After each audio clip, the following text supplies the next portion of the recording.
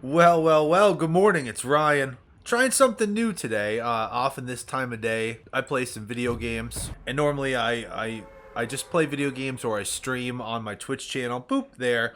But also, on my YouTube channel, I like to make stuff about cameras. And sometimes it's easy to compartmentalize your life and be like, this is when I do this, this is when I do this. Today I decided, why not play some video games? Some Fortnite, in fact, because if you see down there in the corner, I'm at 496 wins. I'm going for 500. So I'd play a little Fortnite, and let's talk about Sony's new camera, the A7C. Now, this is an interesting camera. I'll give my opinion on it. I've seen some interesting reactions, and I've seen some reactions saying they were disappointed about it. I will tell you why I'm not disappointed about it. But first of all, I wouldn't call myself a Sony fanboy. I've gone through phases with Sony cameras, but I've used several of them. I've also used lots of other cameras. So I had an A6000, which was a great camera that I used quite a bit and really kind of introduced people to mirrorless cameras. And I loved it. And it was, yeah, I died. So the A6000, the first mirrorless camera I had really, was a big deal for multiple reasons. It was small, it had good autofocus, it took great pictures. It's still a great camera, in fact. If you don't need 4K, still a really nice APS-C camera. Since then, I had the A7, which, had some clunky quirks, but was a small full-frame camera. I had the A7S II, which I really liked, minus a few quirky things. I didn't love the color science. I didn't love the 8-bit files that much. They weren't a big deal necessarily, except because the A7S II's color science wasn't my favorite, then the 8-bit files made it harder to push the grade, of course. Now, all that kind of changed, right, with the A7 III. When that came out, that was a big deal. Autofocus was really good, had Sony's new color science, and a lot of really good filmmakers and video makers used the A7 III. I can think of a few people on YouTube who made some really good videos. Very, just that thing you strive for. They call it the filmic look, the cinematic look. I saw some really good work with the A7 III, and, that was 8-bit.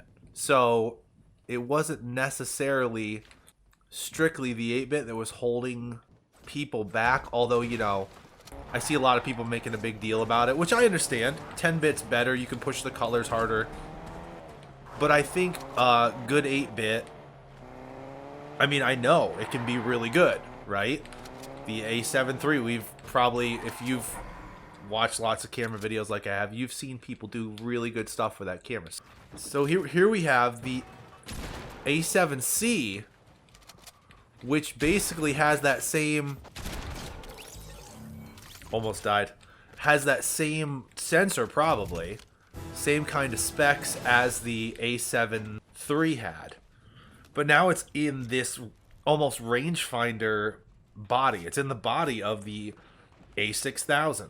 In fact, right now I have the A6100, which I want to talk about in a different video. We'll see how it goes. If you enjoy the video games and camera talk, maybe I'll do a video games and camera talk about the A6100. But I think all of that was important to remember and to point out when talking about the A7C. So now that the A7S III is coming out, finally, which is it's going to be an awesome camera. The A7C comes out, and a lot of people I saw being like, oh, it's just, they're recycling old stuff again. They didn't know what to do with all their old sensors from the A7 III, so they just threw it in this camera. I don't think that's the case. And I think what's interesting is now you have this camera in a body style I personally asked for. I said to my buddy a couple years ago, I was like, wouldn't it be cool if they put, a full frame sensor in the rangefinder style body, the A60 whatever, 6100, 6000 shape in full frame. Well, they finally did it, and I think it's a big deal. The Sony RX1 was always interesting to me, right? Because it was small and it was full frame. The thing that makes it not interesting is it's old at this point, and I'm sure it's still a great photo camera, but it has a fixed lens on it. So with the A7C, now you have the body style of the APS-C cameras of the A6000, A6600, whatever, and it's full frame, and it's got all the guts of the A7 III, which just a year and a half, 2 years ago, was the best. And a lot of people are still using it. And you can look up so much good cinematic stuff that was shot with that camera. It has great dynamic range.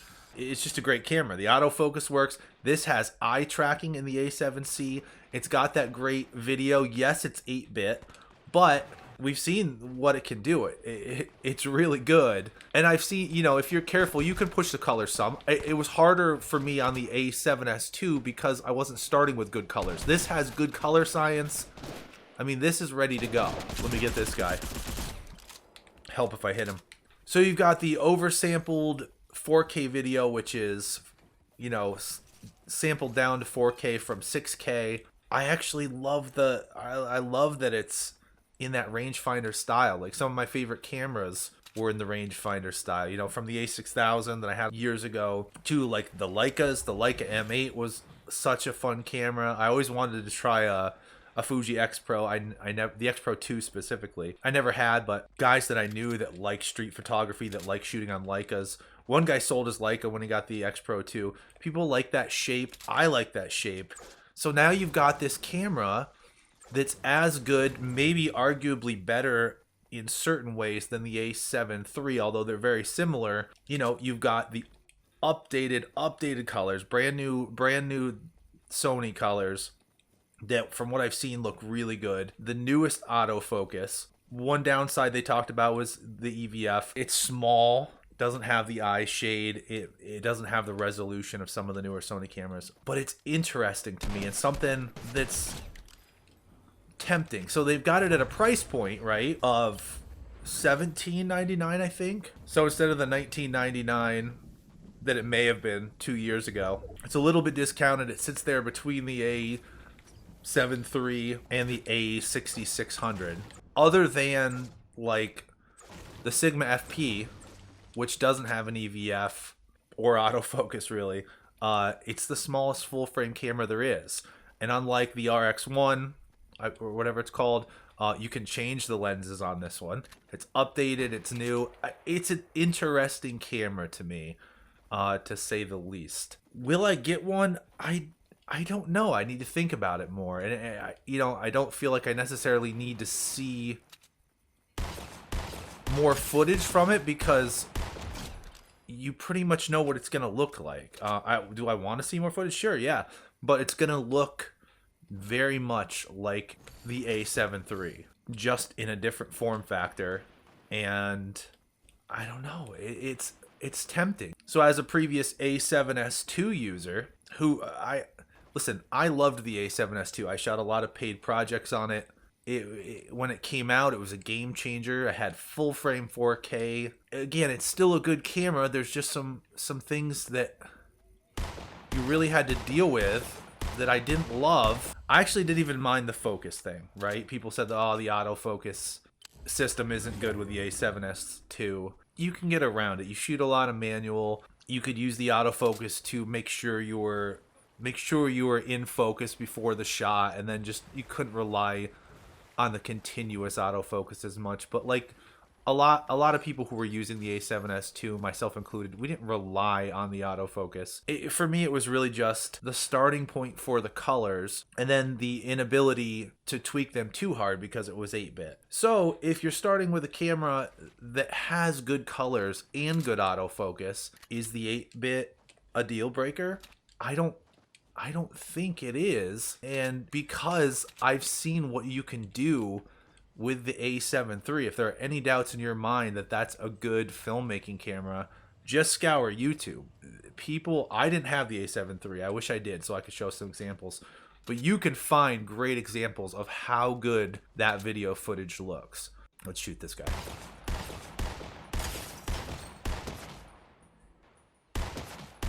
There.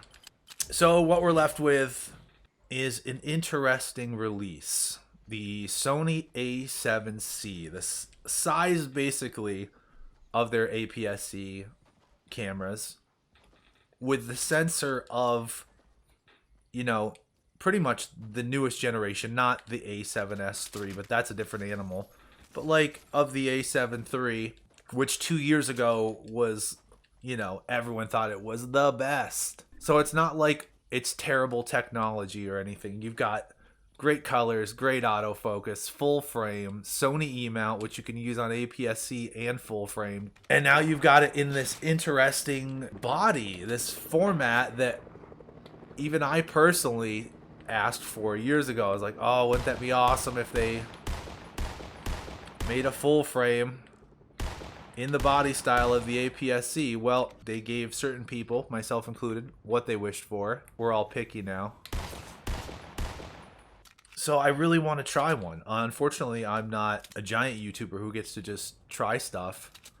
But boy, do I want to. And is it worth it at that price point? I mean, I think they priced it right. It falls right in that little niche right there. So I don't know. I'm tempted. Honestly, like, I have some Blackmagic cameras right now. And this camera is still interesting to me, in spite of the fact, that my Blackmagic cameras shoot at higher bit rates or shoot raw or whatever that this camera doesn't do. This camera still sits, I think, in an interesting place. I'd love to see what you guys think. 24 megapixels full frame, compatible with my other Sony full frame lenses, of which I still have a few. And in spite of being 8-bit and not 10-bit, still shoots really nice oversampled video. And I asked for this form factor. I mean, I wanted this. I think it's really interesting. So after I kill this guy, we're probably going to call it a video. See if I can get the win. What do you think? Did Sony get the win? That's the thing we're talking about. That's the important part. And that's the question. Oh, man. I didn't know this guy had superpowers.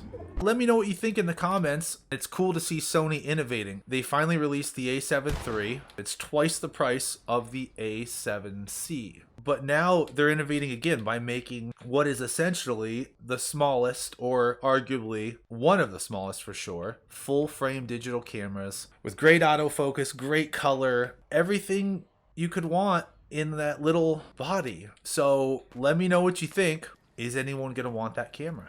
And can I win this game? No, I can't win the game. Can Sony? Well, this is Video Games and Camera Talk. I hope you enjoyed it. I know I don't have the camera. It's just something I enjoy talking about and something I enjoy playing. So if you like this, let me know. If you don't like this format, that's okay. I like to try new things on this channel, trying to branch out a little bit and include more things I enjoy instead of always just doing the same thing. So as always, thanks for being here. I appreciate the likes and subs and comments, and I'll talk to you guys real soon. I'll see you.